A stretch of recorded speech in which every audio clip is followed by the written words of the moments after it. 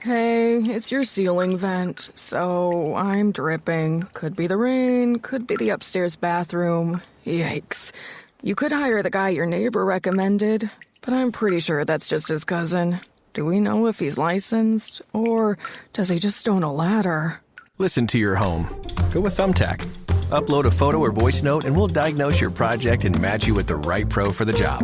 Thumbtack. We know homes. Hire the right pro today. On today's Smart 7, US set to crank up economic pressure on Iran, PM staying out of Meghan and Harry's return to the UK, and much more. It's Friday, 21st of August, it's World Poet Day, and happy birthday, Bo Burnham. The Smart 7. It's news, but not the news.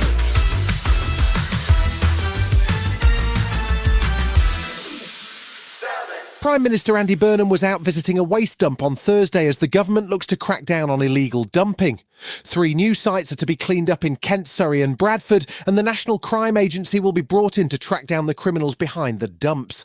He also had to deal with controversy sparked by a new information booklet for asylum seekers that explicitly outlines the fact that rape, harassment and domestic abuse are illegal in the UK. As a government, we have a very clear principle. If you break UK law, you will be removed from the country. So it follows that if we're taking this approach, it's made explicitly clear what the UK law is and what the societal norms of the UK are. The Tories and Reform have been appalled by the booklet, with Reform suggesting that it shows the government knows asylum seekers are a menace. Former Safeguarding Minister Jess Phillips says it's just simple common sense. This is just one example of a preventative measure. I understand people are interested because it's asylum seekers, but at the exact same time, the Home Office ran a multi-million pound scheme for men across the entirety of the country.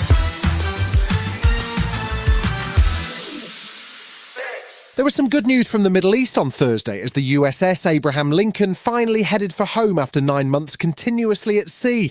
It's mainly good news for the crew, but it doesn't signal any end to the US blockade, however, as the aircraft carrier George Washington has taken its place. US Treasury Secretary Scott Bessent was on the media rounds on Thursday as he tried to calm markets after bond yields and oil prices spiked, with no sign of any progress in the peace process. He says the US has unleashed a new level of economic pressure on Iran. We are going to all of our allies and saying you are either with us or against us, and if you insist on doing business with them, then the U.S. Treasury and the U.S. government, they will put its full might and force toward enforcing against you. Meanwhile, Australia has summoned the Israeli ambassador as it grows increasingly frustrated over the failure to investigate the death of an Australian aid worker in Gaza in 2024, as Foreign Minister Penny Wong explained. It is a decision not to proceed with any criminal investigation whatsoever. We want answers to the questions, including those outlined, and we want accountability.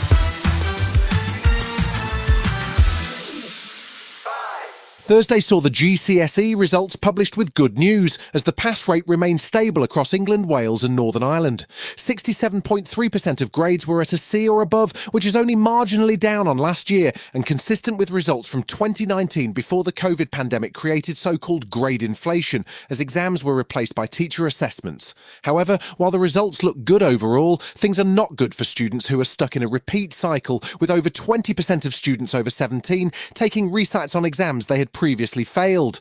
The government is planning to introduce a new stepping stone qualification from 2028 to help those students, and Education Secretary Lucy Powell says it's important to support students who are struggling. Only 1 in 5 of those young people who resit English and maths are actually passing them on those further resits, and for some, they're doing it many times over. So we're branding them a failure after failure after failure.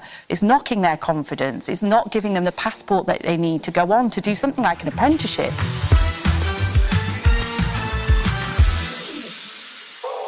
Tabloid news editors have presumably been high-fiving each other this week with the news that Meghan and Harry are set to move back to the UK.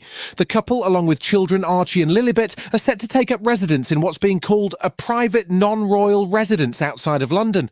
The duo are still technically the Duke and Duchess of Sussex, but gave up their royal roles when they headed off to California 6 years ago. Now that the kids are of school age, they're coming home, but it's not clear what's been decided about the hotly contested security arrangements. PM Andy Burnham was definitely not getting involved, however. This is a private matter. It's a matter for Harry and for Meghan, and we wish them well in the move that they're making. Still to come on today's Smart 7, in association with Metro, Max Verstappen confirms his next move and Mr. T is getting that Netflix documentary. Right after this. Welcome back. This weekend sees the second half of the Formula One season get underway after the summer break. There are still 12 races left and the season won't wrap up until December because of the ongoing war in the Middle East. Kimi Antonelli remains top of the leaderboard with Lewis Hamilton and George Russell in hot pursuit, while Red Bull's Max Verstappen languishes in 6th place. There's been plenty of speculation about a switch of team or that he might depart F1 altogether, but he popped up on Thursday to confirm he's signed a contract extension with Red Bull to 2030. Very happy and proud to announce that I extended the contract with the team. You know, winning the races, the championships all together has been, of course, amazing. It's been an amazing ride already. And now I'm just looking forward to add even more to it.